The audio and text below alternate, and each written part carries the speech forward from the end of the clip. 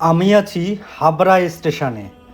আর হাবড়া স্টেশনের পরিবেশটা আপনাদেরকে দেখাই। দেখুন, এই সেই জায়গাটা যেখানটায় কচুরির দোকান ছিল। দেখুন, আজকে কিছুই নেই, সমস্ত দোকান এখান থেকে উঠিয়ে দিয়েছে।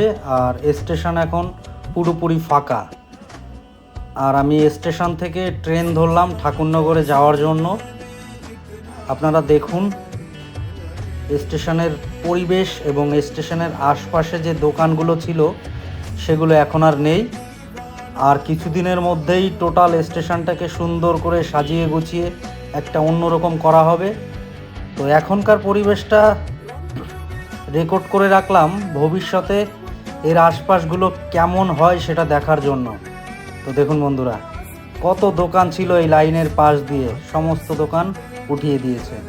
এখন আর একটা দোকানও আপনারা দেখতে পাবেন না। তো এটা হচ্ছে আমাদের হাবড়া স্টেশনের পরিবেশ।